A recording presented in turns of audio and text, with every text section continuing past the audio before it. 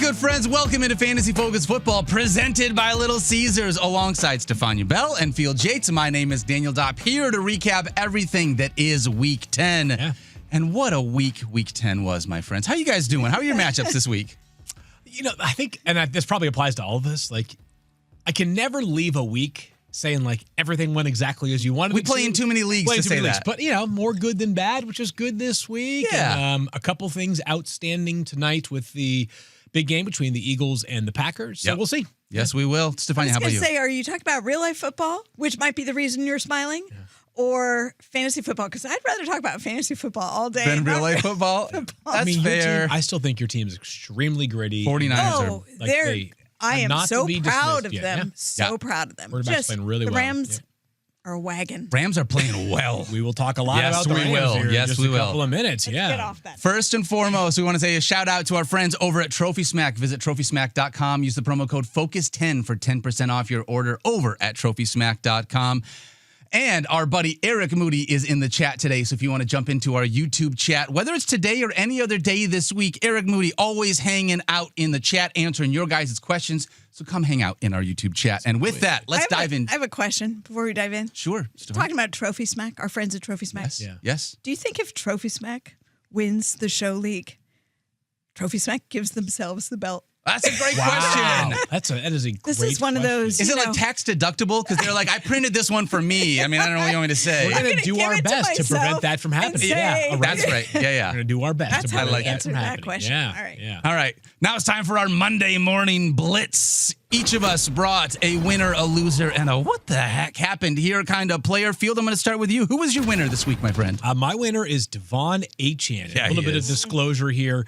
We do sometimes consult on who others had as their winner. So if you're saying to yourself, he wasn't even the highest scoring running back on the day, I'm imagining that running back will be discussed in just a few moments. But Devon Achane had his second career game with 40 or more fantasy points. Yesterday, he scored 40 and a half fantasy points.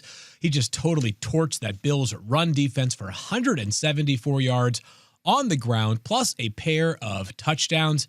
I know that Devon Achane is a tick below the likes of Jonathan Taylor and Christian McCaffrey for our season-long fantasy football MVP, but it should not be overlooked that he has double-digit fantasy points in every game this season, something that neither CMC or Jonathan Taylor can claim for themselves. A very, very short list of players have reached 10 points or more in every game this season, so it's not just the floor, but yesterday was a reminder of the ceiling. Dolphins got a great win yesterday. Very impressed by their resolve, a team that I think could have rolled over and nobody would have blamed them after recently firing their GM and having some pretty discouraging recent efforts. The Dolphins beat the Bills, and Devon Achane probably beat your opponent if you have him in fantasy. Yeah, it's hard to. I feel badly for Devon Achane because in most weeks that would make you the number winner, one yeah. running back of the week. But of course, you're deferring to me because Jonathan Taylor, who's been in my winners column multiple times, but I this feel is like the fourth maybe time, I yeah. peaked too early. But I just want to keep pointing it out because when that happens, it just shows how consistently awesome you are. So Jonathan Taylor, a historic outing, and not using that word in anything but the literal sense. 49.6 fantasy points, tied for 36th most by any running back in NFL history. Set a new Colts franchise touchdown record with 66 touchdowns with the Colts. Wow.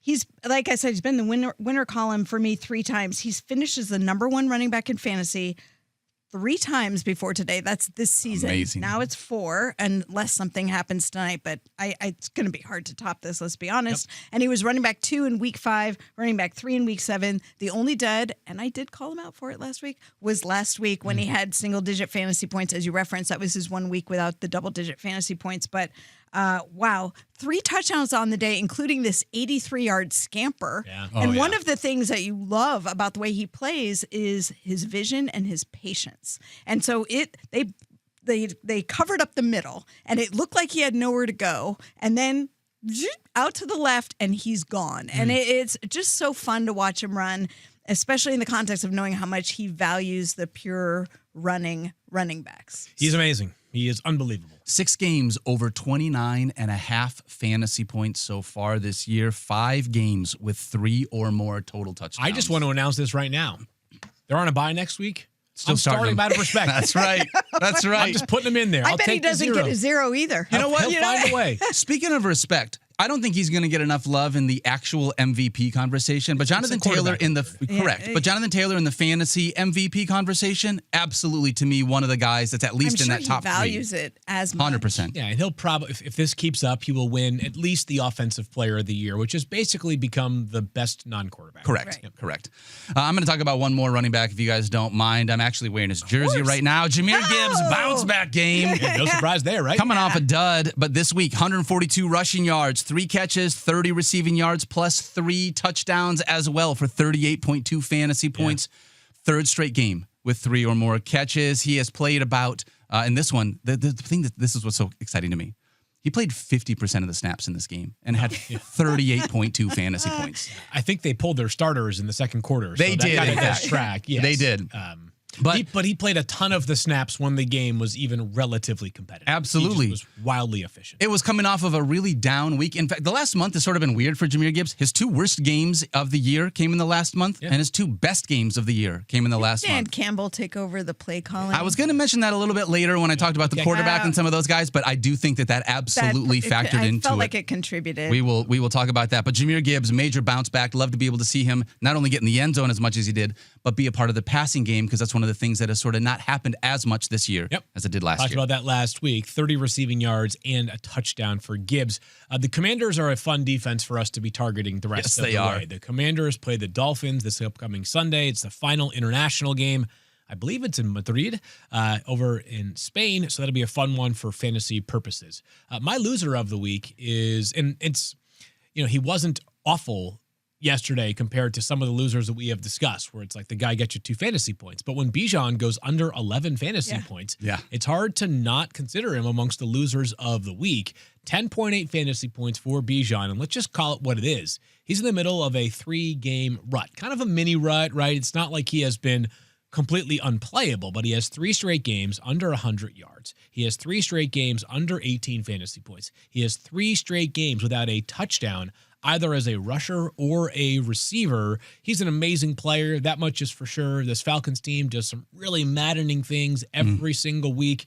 Bijan's going to be fine. He's still a lineup block. He's in I got ahead of my rankings this week and did a little initial run on the week 11 ranks. He's still a top 4 running back for me this week. That being said, this column is not about players that we are moving from starter to bench. We are sometimes just talking about players who you have no choice but to play them. And for 3 straight weeks, you've probably felt a little underwhelmed by Bijan. I'm going to, if you guys don't mind, skip to my what the heck, because it's Tyler Algier, because fantasy managers don't deserve this. Yeah. 11 for 57 and 2 touchdowns, 17.7 fantasy points. Bijan had 10.8 fantasy points, but this is the part that really rubs me the wrong way.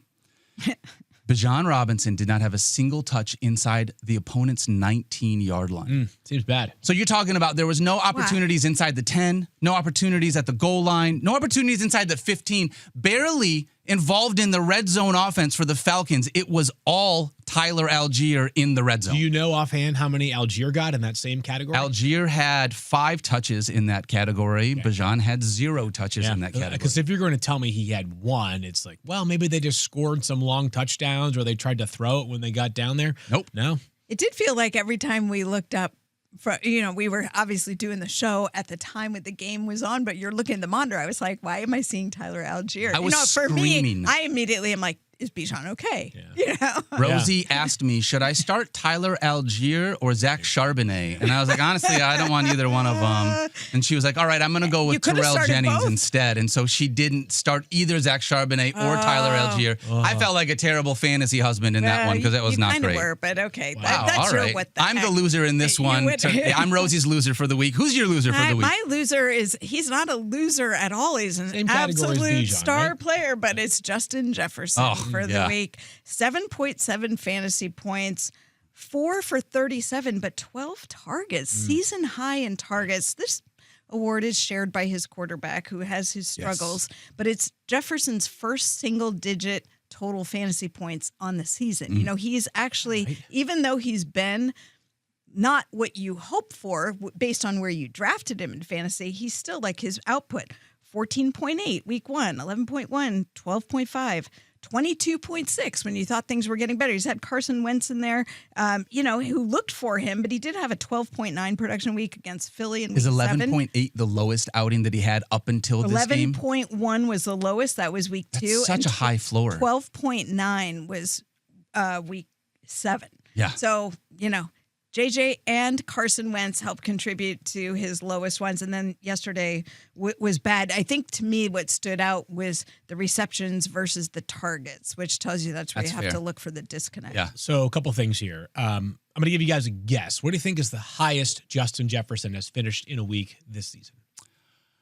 Based on his output, I would say 8th. I'd say based on his name, wide receiver 3. Okay, wide receiver 8. Stephania nailed that right on the spot. Money. Go play some, I don't know. I know. This was like your black guess. I didn't even need to guess. You could have just flipped the cards over. Stephania wins. Wide receiver 8 is his best finish, which, wide receiver 8 is a week you would take. That's good, but... Because we all know I'm the analytics one. That's right. You're the numbers person. When you draft a guy in the first 5 picks, you are expecting him to be, at some point, you're probably hoping going into the season, like I might get 5 or 6 top 5 finishes from Justin Jefferson, right? He so far has 0 of those. They have now played 9 games as Minnesota. How many times do you think he has finished outside the top 25? Which, by definition... I didn't even calculate this one because it was so far down the screen that I didn't even add it up. Like, that tells you where he's I'd say half of his games. 6 out of 9. Okay, so more than half. Outside the top 25. So let's just call it what it is right now, okay? It's a dramatic, for now, okay? Because it's very early in this player's career. It is a dramatic downgrading quarterback. Yeah. J.J. McCarthy was all over the place yesterday. I think his final number was 20 for 44. He has been statistically near the bottom in terms of quarterback accuracy. It is not going to be anybody but J.J. McCarthy unless he gets hurt again going forward. They have an amazing matchup next week against the Chicago Bears. If we don't see a monster week against Justin Jefferson next week, you are allowed to vent whatever frustration you have about using him as a first-round pick. I have this idea earmarked. I'll sort of take some feedback from producers. You guys, even the people in the chat right now, I thought about on Wednesday, could we go back to preseason ADP and find the 10 players that were picked highest on ADP and rank the best to worst first-round picks. Love that. Right? Oh, And now, I love that. Now, I'm not even here on Wednesday. Yeah, I will listen. you could throw Malik Neighbors into a different category because obviously he got right, right? Of course. You don't count that. But I think, and I actually couldn't even find preseason ADP last night amidst a couple other things going on. Jefferson's got to be near the bottom, right? Like Ashton Genty has had some good moments of late, so it's probably one of consistently underperforming week in, week out. Yeah, so you could make that case at the very least. Christian McCaffrey, I think Jonathan Taylor went just outside the top 10. He would have been, along with Christian McCaffrey, the 2 best picks. Mm-hmm. But man, it has been super frustrating for Justin Jefferson. So glad you brought him to the table because I think we all deserve to kind of get our frustrations off our chest. It's no fault of his, right? Every time you watch it, Definitely not. God, this guy's amazing. JJ just has to get it going. You hope going into this game next week that playing against the Bears can be a real confidence builder for their young QB. I want to say this in a way that doesn't get me in trouble. I want to be very clear. I'm not happy that somebody got hurt. However, looking at our ADP, Puka Nacua was drafted 11th, so because Malik Neighbors doesn't fit into that, he can move up into that top 10 range because he wasn't even a top 10 option in drafts. So who are the 10 players? Just quickly. Jamar Chase, Bijan Robinson, Saquon Barkley, Justin Jefferson, Jahmyr Gibbs, Christian McCaffrey, CeeDee Lamb, Malik Neighbors, Amon-Ra St. Brown, and Ashton Genty. Okay, so it's probably some order. I think that the 3 that probably will get the most votes are, I think, Justin Jefferson, Saquon until... the last time we saw him play. And Ashton Genty. Ashton, that's what Genty has. But he's found his footing a little bit, Yep. Anyways, let's keep moving here. That'll be a fun thing to dive into. All right, my loser, again, I want to enter this like softly because he ended up getting hurt. I want to ask you about this, Stephania, but Garrett Wilson fell victim to an awful Justin Fields quarterbacking game. He ended up getting hurt, I believe, in the second half, in the third quarter, Stephania, but even before that happened, he had 3 targets, 0 catches, 0 yards. Justin Fields was 6 of 11 for 54 passing yards. It's been unbelievable. Garrett Wilson, absolutely. And mind you, he got banged up. I do want to ask you about that. And but the Jets first had half, 2 special teams touchdowns. So they barely played on offense. It was just an awful week with the way things worked out for Garrett Wilson in his first week back. Right. Well, this is the thing. I mean, I think what we're going to look at the end of the season, this will be a talking point, is some of these instability injuries that these guys have where they have a knee sprain. Pearsall, Ricky Wilson. Pearsall, Bowers, and they they think they're going to be okay because it doesn't feel that bad. It feels pretty okay walking around. They try and get back into, they do their rehab, they get back into some semblance of football activity, but you never actually can reproduce game conditions. And the proof is Garrett Wilson slid on the turf yesterday during an incomplete pass, seemed like a harmless play, gets up and is limping afterwards, then exits the game. And now we don't know what the status is going forward. It is the same knee that kept him out for week 7, week 8. And then they had to bye in week 9. So really a month of time, still not quite right. If you're wondering why Ricky Pearsall hasn't come back, this is the kind of thing. And look at how long it took Brock Bowers. So I just don't, once you have a setback like that, it could end up being a little bit longer. And keep this in mind, Garrett Wilson from this moment has about 80 hours left to get healthy because they play on Thursday night against the Patriots. Correct, which is not great. Yep. His game log is hilarious, though. Can I quickly read you his game log this year? I'm going to be real fast. No, you can do whatever 4 games. He's got 4 games. I'm going to give you the 4 good games. 29.5, 27.1, 25.9, and 20.8. Those are 4 monster games in fantasy football. Here are his other 4 games. 6.9, 4.9, 4.0, 3.9. That's what we call feast or famine. Seriously. and this was the concern coming into the season, right? This is why he was one of my fades in all, but I have him in one team. And it was because the passing offense is not functioning. Yes, it highlights how impressively skilled he is and how bad the offenses impact him. 100%. Yep. All right. So you did your what the heck. You did your loser. We just have what the heck's left for. Yes, you two have what the heck's left. Trivia. Uh-oh. Oh, boy. All right. The highest, I know how bad who I am is at the, trivia. for the second time in his career, this quarterback finishes the highest scoring quarterback for the week.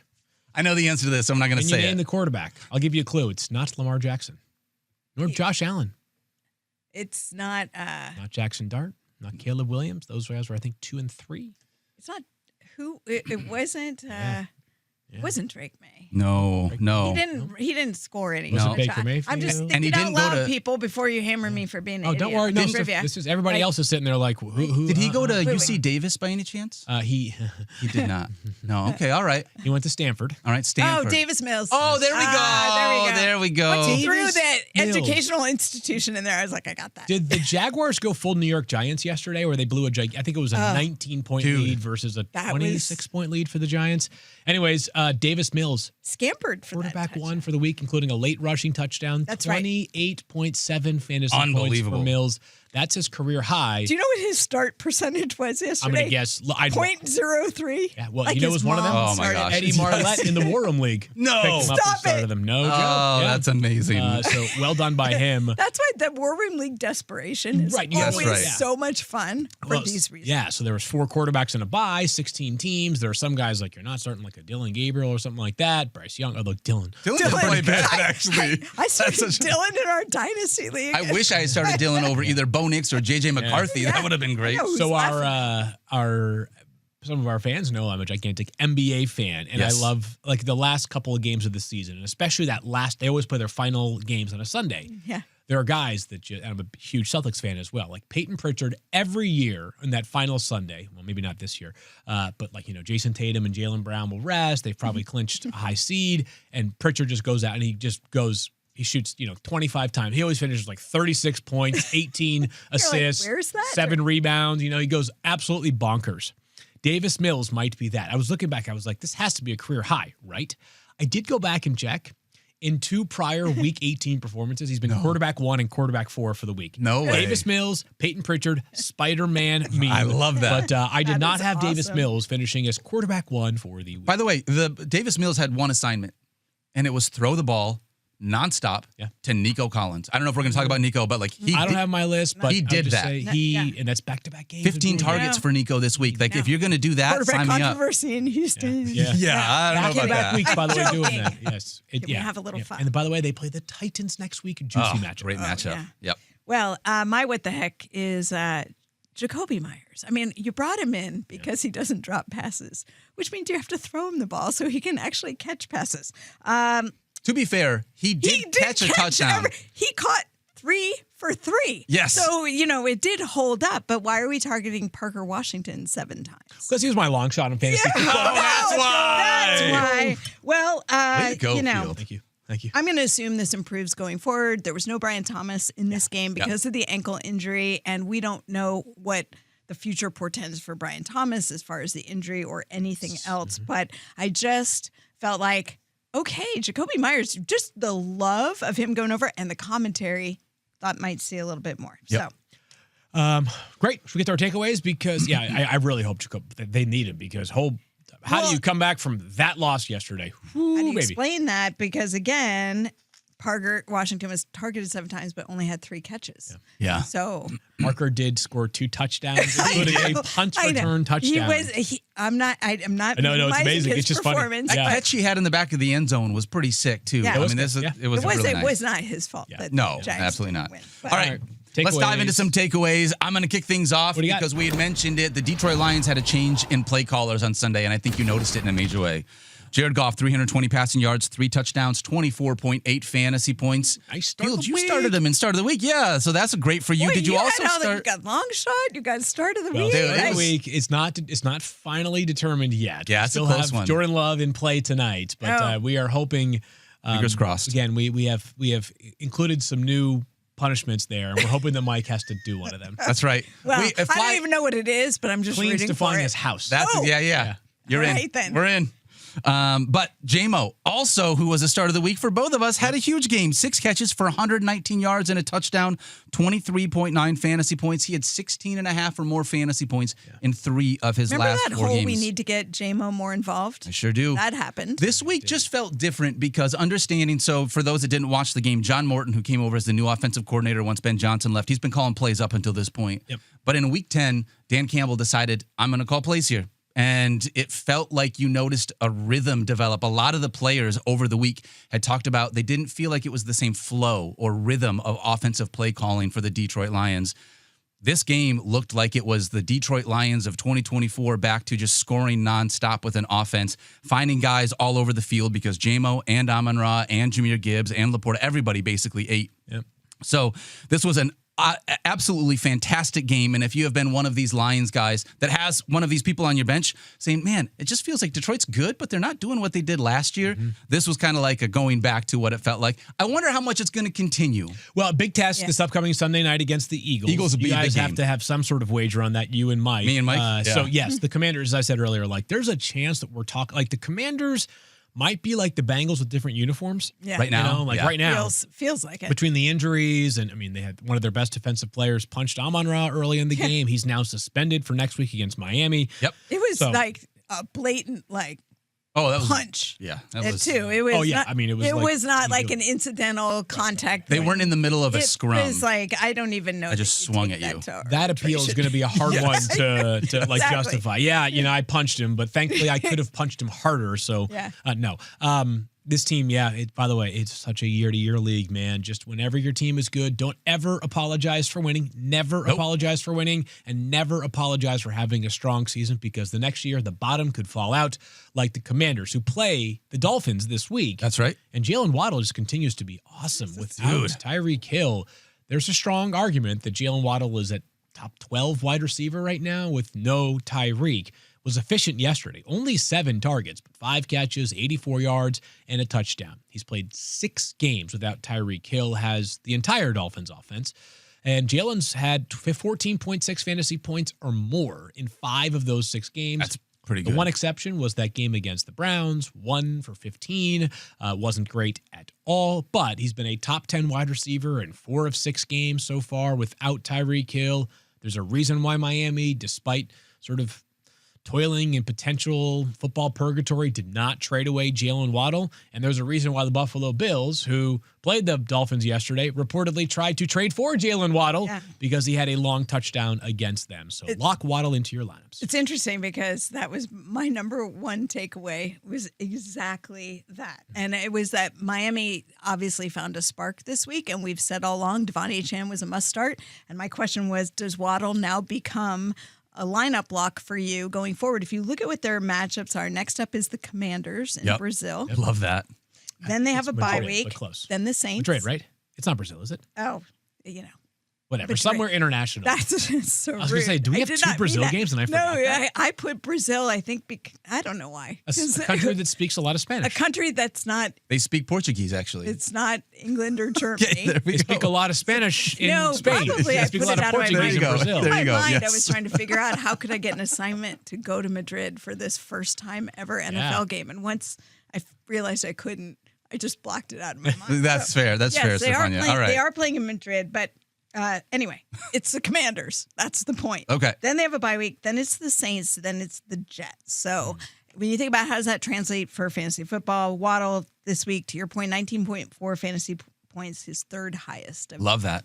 I mean, it feels like once we just, it feels bad, but having 2 wide receivers in that offense meant we had 0 fantasy wide receivers in that offense. Now you just bring it down to Jalen Waddle. All of a sudden you got a guy that we can count on week in and week out, it feels like. So not celebrating a Tyreek Hill injury. That's not what I'm saying. No, but of course. It's just nice to be able to. I think now between the matchups, the Miami feeling like, riding around in the laundry tubs in the locker room Yep. afterward. Like, it feels good to win. And I love the fact that they're not throwing the towel in, no pun intended, the laundry bins. But they really did step up and play. They fought for their Yeah. for sure. in It a helps major way. us in fantasy that they're not quitting. Also, it helps us in fantasy that this basically we know the Miami Dolphins. It's Devon Achane. It's Jalen Waddle. Those are the 2 people that we're starting. That's Monday it. call.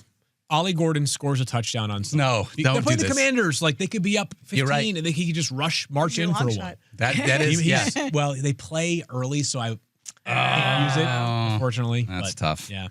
I'm going to really quickly talk about one of the most immobile quarterbacks in the NFL being a set it and forget it QB for your fantasy squad. I know who you're going with. Matthew Stafford, 280 passing yards and 4 touchdowns this week. Second straight game with 280 and 4 touchdowns. The dude is unbelievable. Only quarterback in NFL history with 4 touchdowns and 0 interceptions in 3 straight games. Field, I saw you tweet that out last night. Yep. He has now scored 25.5 fantasy points in 5 of his last 6 games. He leads the NFL in passing touchdowns. Yep. He's also dead last with -9 rushing yards. That's So, okay. it's all right. On the other side of it, I was excited to see that he was officially leading in touchdowns and dead last in rushing yards. I wanted that disparity. Tweet right, Right? Yes. Exactly. Realize later. He's the number 2 fantasy quarterback on the week, number 6 on the season. Number 6. Son number 6. Nobody wanted him. Oh, do you remember when his back was a big problem in the preseason? Do you remember how that was a worry? And He was forecasting I was going to put fantasy teams on his back for a while because he's been unbelievable. I'm just going to say that I kept telling you not to worry about You it. did. And by the way, I might have said not to worry about it, like he was going to be there for his offensive skill position players. Yeah. Didn't know that he was going to be one of the people that you would consider starting in fantasy. But listen, if you're going to fantasy playoffs and you got injuries at quarterback, it might be somebody to consider picking up and He's stash. amazing. Really interesting test this weekend. Yep. Seahawks. The Seahawks. Yeah. I am not. Listen, I hate this. Like, I saw NFC some West is pushback to good, the by tweet. the Was like, do it against a real opponent. I don't care. When you make NFL history, I don't care if you're playing the JV squad of like Directional State. Like, you made NFL history. He's playing amazing. We'll have a very thoughtful conversation about how high to rank Matthew Stafford this week. Because even weeks in which a quarterback does not play a great defense, sometimes, a la Sam Darnold yesterday, you throw the ball 15 times, you don't run it all, and you have like 9 fantasy points. By the way, can I just say that guys sitting on their couch being like, do it against real defenses is like, you couldn't make it in the NFL in the first place. Like this not real defense is Twitter, still. it's a stupid Okay, website all right. anyways. I'm just saying. You know how it goes. Also, I think there is something. It's always different when it's divisional rivalries. Always. The NFC West is tough. No matter if you've been watching them as many years as I have, you know that no matter who's good and who's not, the Niners defense is obviously decimated. So that's probably where that response is coming from. Yeah. But nonetheless, like.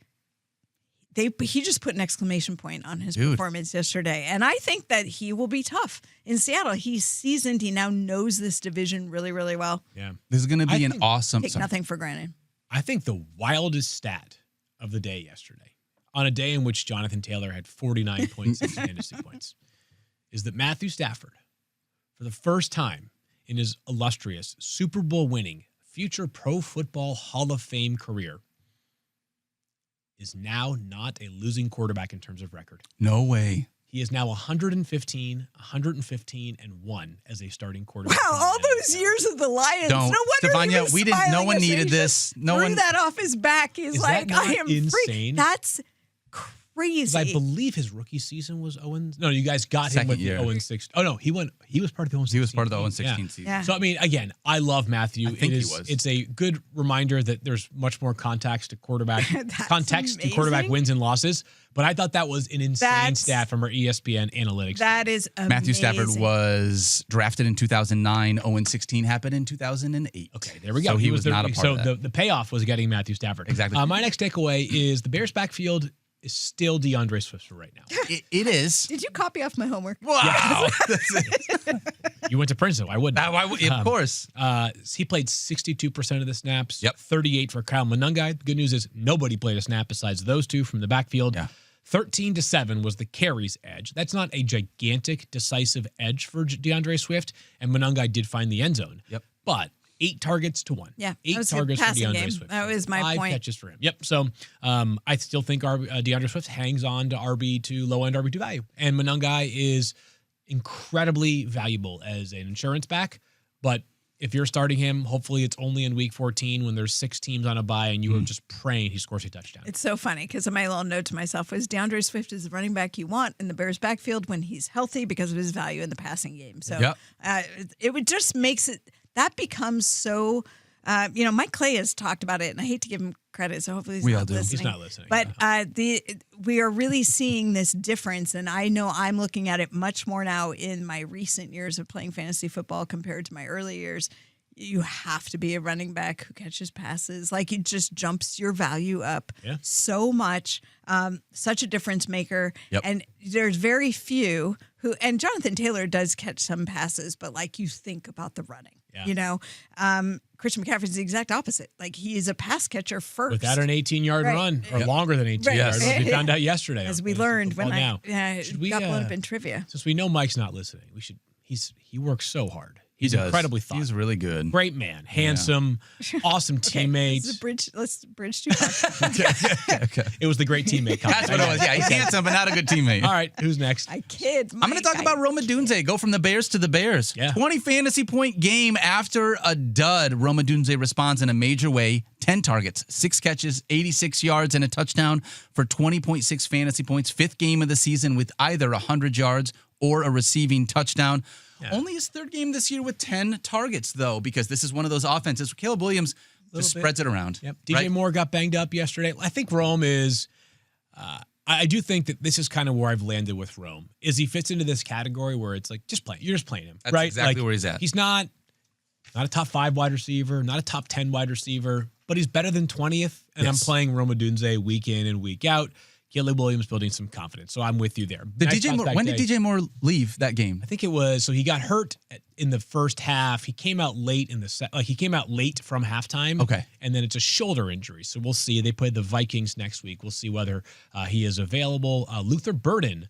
I think Luther Burden's just in general going to see a rise in snaps because Olamide Zaccheaus had some tough drops yesterday.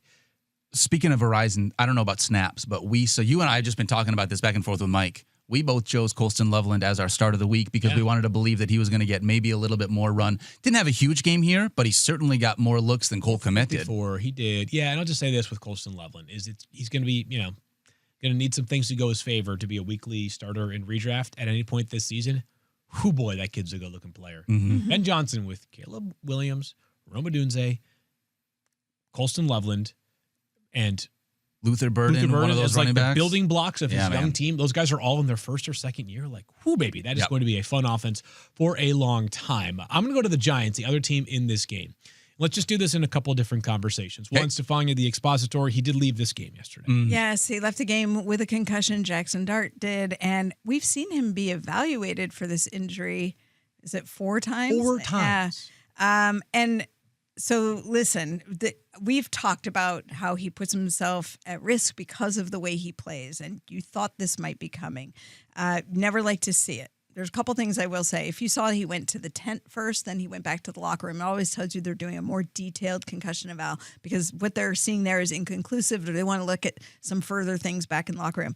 And I will also say, Brian Daboll, remember the Giants got fined for an issue related to this when it appeared that we saw a video, Brian Daboll yelling at the head team physician, frustration about it taking too long for the evaluation. Yesterday, Brian Daboll was the one who removed Jackson Dart because he didn't look right. And he said that he looked wobbly. And so he pulled him out for evaluation and had the staff look at him. So I do want to give that acknowledgement because that's an important flip.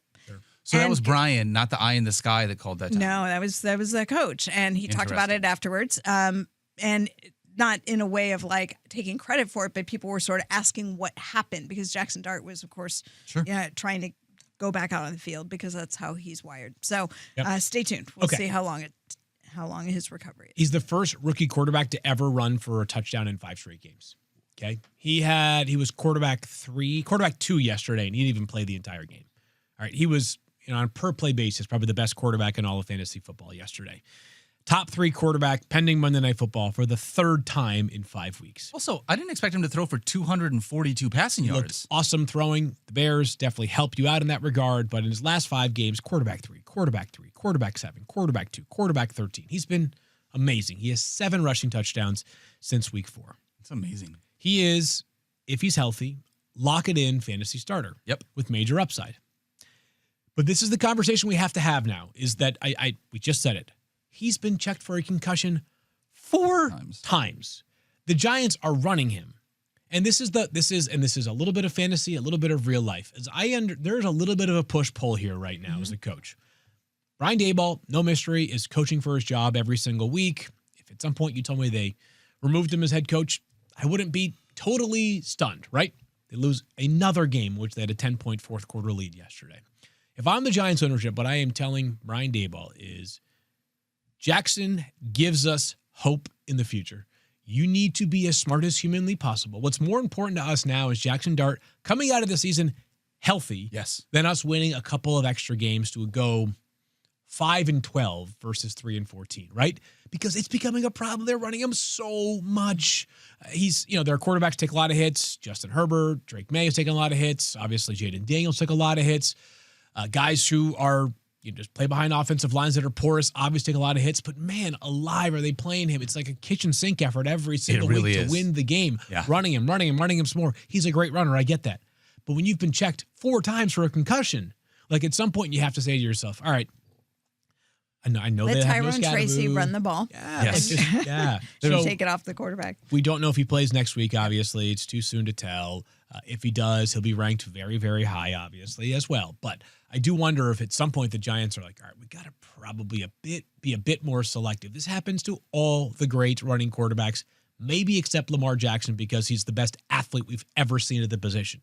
Josh Allen runs less now compared to where he was. Cam Newton eventually stopped running. Like, this just happens because teams understand preservation of these bodies is more important than a couple of extra yards or a couple of extra scores over the course of a season. If I'm just a Giants, like putting myself in like the mold of a Giants fan too. Yeah. Like, we're playing for pride right now. And I'm fine to play for pride, but not damaging our future chances at the same time because I've got Malik Neighbors that I'm super stoked about as a Giants fan. I still got Cam Scadaboo. That kid came in and brought a ton of energy this year. All 3 of their guys now I got Jackson. I know. So it's like, what are we doing here? Right. Like, I want to be excited about the future, not mortgage. Speaking about being excited, is Travion Henderson oh my gosh ready to claim the starting running back role in New England right now? Patriots were sick to their stomach watching that happen. Fantasy points, more than doubles his best performance of the season.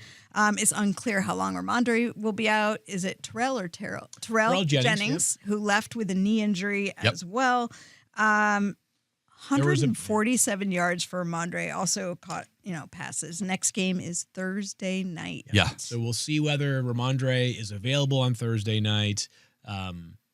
My guess is that just to that point is he did not practice at all. And it's this toe injury that you don't know if that was like, are we going to save it and let him practice and kind of push him in for Thursday, or if he's really not progressing the way they'd hoped. Yeah. So I think there are a couple different outcomes here. So obviously if Ramondre's out on Thursday, then we have confidence in a good matchup for Travion Henderson. He had 2 runs of 55 yards, right?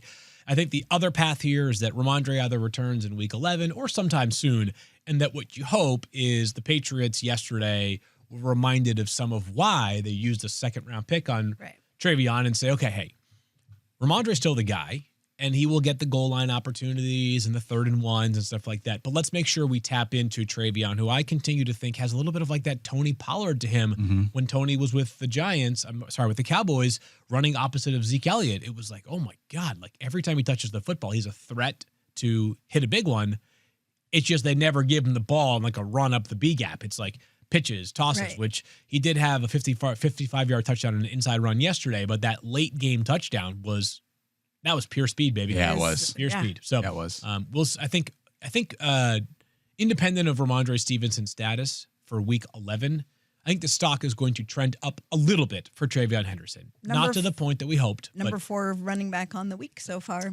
Wow. Last takeaway for me, and then we can move to whatever Daniel has left, is I think we should give a little more shine to Chris Olave. Okay. And Tyler Shuck looked really good yesterday. What a win that was for the Saints, 17-7 over the Panthers.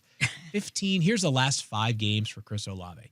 15.8, 26.8, 14, 8.7, not great there, and 21.4. That's pretty good. And he had a big 62-yard touchdown catch yesterday. Really intriguing player, still so young that like he's going to go into the prime of his career soon if Shuck emerges or if the Saints draft a quarterback this upcoming season. Chris Olave deserves a bit more shine. A lot of volume. They go into their bye this upcoming week, but coming out of it, probably another top 20 week for Chris Olave. He really does. And he had such a difficult season last year with the concussion issues that he had. There were people wondering if he should return to football. So it's really nice to see him, despite the team having all of the struggles that they do and, they're not going anywhere at the end of the season, but he plays hard and he's having a great year. I really hope they just keep shucking it out there to him. So. Yeah, well done. Yeah. I got 2. I actually I have 3, but I'm going to leave one for later on. Well, one of them is a Jerry Jeudy thing, and Mike had a great call on Jerry Jeudy. I'm going to let him talk about that on Wednesday, but just in case you didn't know, Mike told you to start Jerry Jeudy this week, and it worked out. But I want to give Mike the flowers for that. He'll come in and talk about it on Wednesday when we look ahead at that Browns offense. Okay.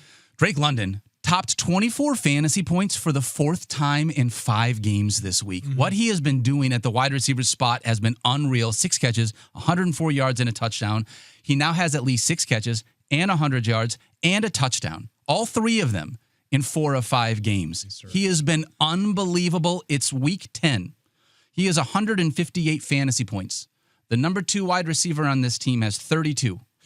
That's Darnell Mooney. There is nobody else. Yeah. No one else. Kyle Pitts has become the number 2 pass catcher in this offense, which is crazy. But Drake London, just giving him the flowers because this dude has been unbelievable this year. It's been a bad week for receivers, but believe it or not, Drake London is currently wide receiver 1 with 24.4. If that holds, and we still have a game tonight, he would be wide receiver 1 for the 3rd time in his last 4 games he's played. Amazing. All right, I got one last one. Yep. Trey McBride extends his touchdown streak to 4 games, but I think the most important thing here, Trey McBride is awesome. He's so good. 16.5 fantasy points in 4 straight games. Yep. You want to know the other players in the NFL that have 16.5 fantasy points in 4 straight games? Jonathan Taylor. In 4 straight? 4 straight. Not active. No, because Jonathan Taylor had You mean the at some point this season? Oh. Sorry, I looked at over the last weeks from week 6 through week 10. I guess that's 5 games. Okay. Week 6 through week 10. Taylor didn't get there last week, but whatever. Give me the names. JT, CMC, Jamar Chase, JSN, Devon Achane, and Trey McBride. I'm guessing those are guys who have done it in 4 of the 5 weeks there. 4 of the 5 weeks. That's probably because of the fact that there are bye weeks in there. That's on me for looking that up. However, the point is, when I'm looking at this Cardinals offense, the one thing that I wanted to see was, after the last couple weeks, does Jacoby Brissett just continue to understand the assignment? He threw the ball to Trey McBride 1 million times. Trey McBride had 24 fantasy points in this one. He also threw the ball to Marvin Harrison Jr. 12 times. I know it was only 3 for 33 and a touchdown. Yeah. But the idea that he threw the ball 12 times to Marvin Harrison Jr. and 13 times to Trey McBride is what we want from the quarterback of the Arizona Cardinals. Period. End of story. All right. I admittedly did not watch the entirety of this game. But it was over after the first quarter. It was so bad, Stephania. Right. So my question was really was the passing volume, did it just go up, stay up because they were trying to play they were trying to play catch up because Seattle just demolished They had 2 fumbled, two fumbles returned 4 touchdowns. Both by DeMarcus Lawrence. Yes. Yeah. It was unbelievable. Let me get the number for I think Brissett threw the ball 50-plus times. Because the final answer is Jacoby Brissett threw the ball up 44 times, and Keaton Slovis threw it once. Okay. So because that's I just wonder, like, the volume of passing was huge because they had to be. Yep. Right, had to be. So I don't know. Does it remain? Does it we don't continue? even know what's going to happen with their quarterback situation, although I think Jacoby Brissett is For the next 3 weeks, we know. He's Yeah. locked in for 3 weeks and maybe the rest of the year. Yep. All right. Let's talk about some major injuries here, Stephania. Unfortunately, we can rip Hit through a some of few these. them, I guess. Yeah. We already talked about Jackson Dart. Yep. There's just we don't have, on Monday, we don't have a ton of information. So these are just names that you should start thinking about. Pay attention to what comes out. Yep. We already talked about Jackson Dart. Dalton Kincaid with a hamstring issue left that game if you were watching that game. Devontae Adams, an oblique injury, and anybody who was watching that, if you saw, he kind of grabbed his back spasm. and it looked to me like he was having a back spasm, but a reminder that your obliques wrap all the way around. They're kind of in that area. They're calling it an oblique injury. Sounds like he possibly could have returned, is what they're thinking. So hopefully not anything serious. And Sean McVay will definitely tell us. He's the best. He is. And also the Rams medical staff is great at giving the players who are veteran what they need and resting them appropriately. So Devontae Adams, by the way, wanted to go back in last night because he saw that they were in the red zone and he was like trying to get another touchdown. So funny. Love the competition. Garrett Wilson, we already mentioned, left with the knee injury and very unclear what the future holds. Aronde Gadsden, left knee. If you saw this in the game last night, he basically knocked knees with a defender. And when you have that knee-to-knee contact, you see it in the NBA all the time. Yeah. In the NBA, it typically results in like a bone bruise. Bones are hard. And when you're very thin skin right there, when you knock one against the other, that's bad. He looked like he was really uncomfortable.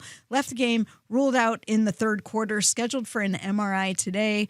We'll see what happens. There's no reason to speculate until we have a little bit more information, but keep your ears to the ground on this one because he's been so valuable. Sean McVay will help you. Jim Harbaugh will not. He will probably say he avoided amputation. Other than that, we have nothing. And this is what you hear from Jim Harbaugh. Yeah, he's working through some things. Yeah, that's Jim.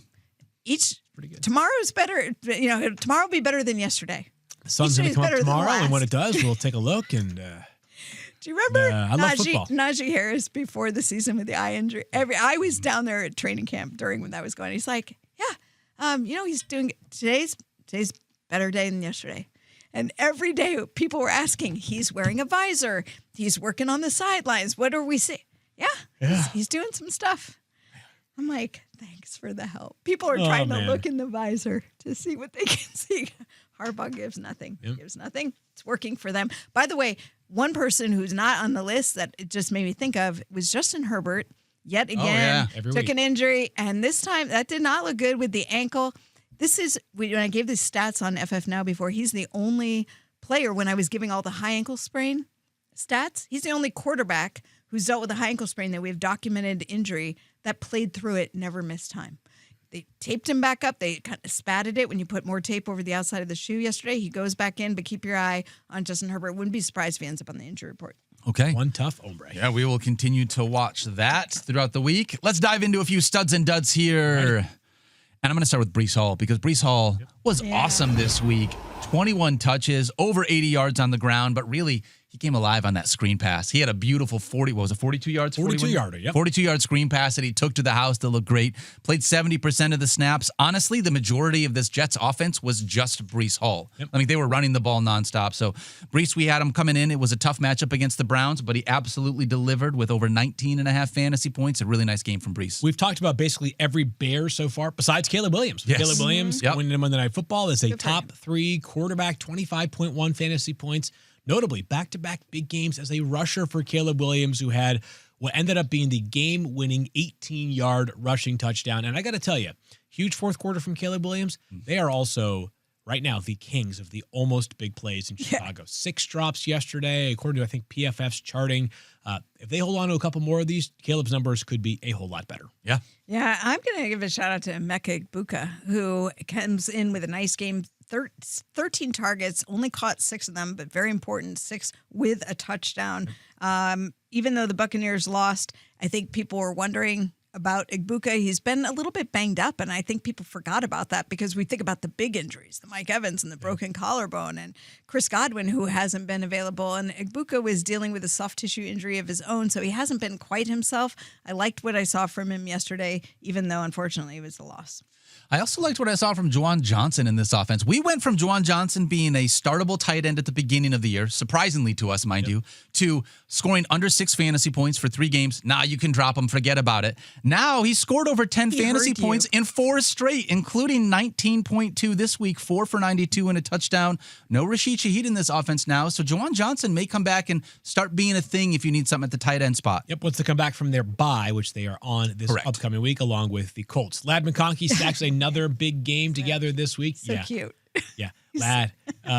Was it 4 for 105? Something like that. Touchdown there for Lad McConkey. Keenan Allen, congrats on becoming the Chargers' all-time reception leader. But it was the Lad McConkey show for the second straight week, at least in that Chargers receiver room. Water has found its level there. Yep. Buds? Can I give one more shout out? Sure. Yeah, do it. Just the Seahawks defense. If you did play them, they scored 21 fantasy points. Cannot support this. Both them and the Jets had 2 defensive touchdowns. Yeah. If you played either of those defenses, all of a sudden you're like, wow, they scored more than probably half of the guys that you actually started. Yep. All right, let's dive into some duds. Rashad White. Is it a dud when you score 10 fantasy points, but it just doesn't feel good? Well, 2 things to note here. The Patriots streak is over. The Patriots had not allowed a running back to reach 50 rushing yards in a game 53. this season. And it wasn't Rashad White. It was actually Sean Tucker. Yeah. So Bucky Irving, of course, remains out. So he's the number 2 running back there. We'll keep an eye on Bucky's status. Yep. But yeah, I think when you see Rashad White starting Bucs running back, you're thinking to yourself, top 10, top 12, yeah, absolutely. I expressed my pessimism going into the week, and I was not pessimistic enough as under 11 fantasy points for him. Ugh. Josh Allen. I know. What happened in that game, guys? I don't even need stats. Just the game. It was awful. I'll give you them if you want it. Yeah, please do. Because to me, it was just that if you watched it, the Buffalo looked awful. Really bad. It was as good as they looked when they had a big win. This was against the Chiefs. This was the exact opposite. They look like the bye week. I really do think there's a thing to this, by the way, that when players get out of their rhythm sometimes, because we talk about how in the preseason there's so much acclimation that's put into it, and players who like to play in the preseason, they like all of it. They show up at a certain time. They put their uniforms on. They go through warm-ups. They do all these things. When you take a bye week, which obviously their bodies need for recovery, I'm not saying there shouldn't be a bye week, but it takes them out of that routine. And I think sometimes some teams come back flat. I don't know what it is that Andy Reid does, because the Chiefs are always ready after a bye week, and he is prepared. This was like the team was still out. Before people get mad at you, they did play last week, but it was against the Chiefs. I think it's a similar thing, though. I think they emptied the tank last week. Yeah. To beat the Chiefs. Basically, because they came out of their bye. That's how bad they looked yesterday. Yeah. No, but I think you're onto is I think it's an energy thing. No, I think it's an energy thing, because I think that they came out of their bye to play the Chiefs and were so hyped. 125% of their effort. Was the game. Yes. And it almost felt like they came out flat this week, like they hadn't played a normal game the week prior. So I think you're onto something there. They looked completely out of sorts. Josh ends up with over 300 passing yards and 2 passing touchdowns, but he had 2 turnovers. Yeah. And this Bills team, 6-3, was not what I had expected for them. They play the Bucs this week. This team is still good. They're very good. But Buffalo, Baltimore, all of these teams that aren't Kansas City, that have been punching in the AFC for a few years, I think Baltimore, Buffalo, maybe Houston feels this way. I don't think they're quite in that same territory. They're saying to themselves, we don't have another year where we can just be pretty good. We need to win one of these. And maybe there's a bit of it, too, is they look at the Dolphins and are like, okay, we just beat the Chiefs. Yes, we're going to go. Dolphins. We're going down here. We don't, and I think also they don't think weather's going to be an issue, because it's not, they're used to dealing with lake effect snow. How bad can it be in Miami? It was wet. They were just out of sync. The entire offense wasn't great. Yeah, apparently they put me out of sync too, because I thought they were on a bye last week. But Miami this is what and Tampa happens had week 10. squalls yesterday. Yeah. These 20-minute showers. Yeah. It's just anyways. One last one. Michael Pittman had a dud. He's been pretty consistent so far this year. One of the guys that like you can count on week in and week out. He's not like a sexy guy, like right, but he's been. Although his wife might disagree. Yeah. Thank you very much, Field Yates. Thank you for that. But however, 20 straight fantasy points in the previous 3 games. Now I'm trying to just really pivot from that because now I feel really bad. But only 4 fantasy points in this one, in spite of how good looking he was. It was not a good looking performance. That's I tell you. No, he's a great Thank you, guys. teammate though, because he's going to be just happy because the Colts. Yep, and they got to bye this week, what you just mentioned, Field. So we'll talk about that with the Colts tomorrow. All right, let's dive into our Monday Night Football preview. Eagles at Packers. We are really hoping that Jordan Love, just selfishly for Field and I, has sort of a down game this week because I think it's a 35 Mike needs. Yeah, Mike, is it 35? Okay, he doesn't even need a down game this week. He needs like a lifetime game now. Yeah, he needs a lifetime game. I actually think we're kind of straightforward with these two teams going into tonight, right? It's not who to play, it's how much do you get out of these players, right? Yeah, my whole question for the game is who steps up as the Packers pass catcher? Got to be Dobbs, right? Romeo Dobbs has been hot of late. He has been very well targeted. Kraft. Yep. Golden's hurt. Yep. So it's how much do you see from Romeo Dobbs? Yep. Can he keep up this pace, which he has been on, which is like close to a 25% target share of like the last 5 games? On top of that, does Luke Musgrave fill in entirely for Tucker Kraft? Does he play most of the snaps? Does he get 5 targets? Does he get 1 target? This is not Tucker Kraft inability, but second round pick, a guy they definitely believed in when he came out of Oregon State. So on the Packer side, I think those 2 things are it. Yep. And then on the Eagles side, I don't know, Philadelphia, it's really not like you start Jalen Hurts, you start A.J. Brown, you start Devontae Smith, you start Saquon Barkley, you start Dallas Goedert, and you just hope they get a lot of points. Yep. That's really it. Yeah. You're just starting everybody else. So, and I'm kind of curious to see Christian Watson has looked really quite good. Yeah. You know, I didn't expect him to look so good so quickly. And where does he fit in? Like, does his role continue to grow? Yep. Because of how good he looks, and especially with the loss of Tucker Kraft. I wonder, do you guys have anybody important in this game going in any of your squads? I do not, but I play in this league with some buddies around here, and we do a weekly loser punishment. Lowest score. You texted us this. And I thought it was coming. I thought it came down to a Rondé Gadsden and Jalen Warren last night. It turns out it did not.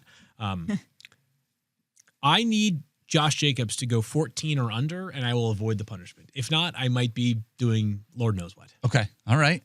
I need Devontae Smith to score under 24 fantasy points to beat Dan Graziano in the Fantasy Football Now Show League in a matchup of the only Dans. I think that league is competitive. Did you get Moody or no? So I'm facing Moody in both the FF Now League and the Focus League? League. Oh, love that. And Moody's been a wagon this year, too. I know, and it's really he's stressing me out is what he's doing. Now, you know what? You should hop into the chat and ask him some questions about your lineup, Stephania, because he can help you out. So right now in the FF Now League, I'm up. You are projected to win. I'm projected to win. He still has A.J. Brown and Dallas Goedert. And he needs about 37 points. Yeah, so we're going to hope he can have 36. That's what I'm 36. going to donate that to him. There. But then in the show league, he is definitely going to win. He's projected like 80%. Who do I? Oh, yeah. Like, not gonna happen. Need Dallas Goedert. So I would, I'm already so terrible in the show league that I will sacrifice. He's got a good team. Moody, you can Some are take saying that one. The upset of the week. Wait, you're going to sacrifice Eric Moody to get a win in fantasy football? No, I'm saying I'll sacrifice myself in the show league. Okay. Where I'm already, I don't want to come in last. Right. You want to get one win at least. So you're like, I'll sacrifice a loss here to get a win. This is what happens when you play in too many fantasy football leagues. As America is with me. Yes. Start thinking teams were on by that weren't. You know how cool it would be to play in like 2 fantasy football leagues again? I think I might be alive in the show league. Really? I do this every year. 2 years ago I won it. Last year I dug myself in a gigantic hole. This one's not quite as big, but okay. I already lost to Mike Clay this week in the Fantasy Focus Show League, unfortunately. So I am out in this one. Where are we in that? Like, how is he? While you guys are looking up some of that stuff. Of course, Trophy Smack is second. Yeah. No big deal. Producer Zach is in first right now. And producer Zach is in my ear saying, let's take a question from some of the people over at our YouTube chat. So, Zach, what's our first question? Comes from BC Media. Do we believe that Josh Jacobs can get to 16.4 points tonight and help me get the win? We just talked about this. Respectfully, BC Media. We think it's possible. funny. We'd also prefer to not happen. Just under, actually. Yeah, Well, my thing just is this. under. I either want him to score like 13.5 or 50. Yeah. Right? Like, so BC Media can enjoy the night in Exactly. peace, right? If I'm going to lose, I don't want to lose because someone gets 16.7 when they needed 16.5. I want them to score 34 so that I just feel like, you know what? They had it. This Fair was all their the way night. around. Yep. Exactly. All right. Another question from our YouTube chat here. This one comes from